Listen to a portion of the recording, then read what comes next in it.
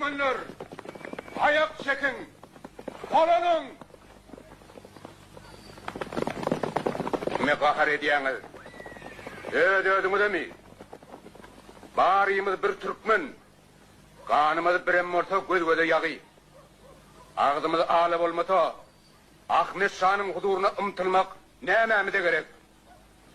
Teke, Yomut, Tanır, Ali'li Ertari, barıyımız bir olsak, hiç kimin bile diş etmez.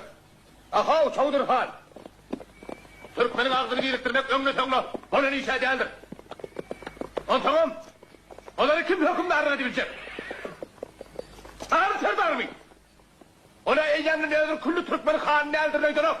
Geden pep ağzına gelen deyip dur. Oğlu Çavdur Han dediği ona saklama. Öyle yolumuna gidiver.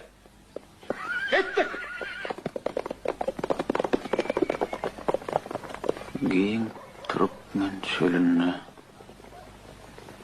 giyin Türkmen çölünü, iyiler yayılsın. Yurt binamız qaim olsun, koyulsun. Çilli mesmerlerimiz barça ayılsın. Barsı burada, eda olsun aşımız. Türkmenler bağlasa bir yere beyli, Uğurdur kulzumu deryayı neyli.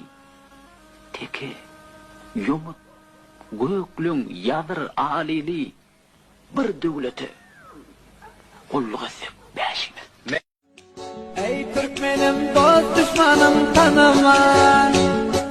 Hemişe kurbatta görecek mi Türkmen? Yaşlı yaş geçim kadrını bilmem. Her namerde boynum vuracak mı Türkmen? Yaşlı yaş geçim kadrını bilmem. Her namerde boynum vuracak mı Türkmen? Fikreyle geç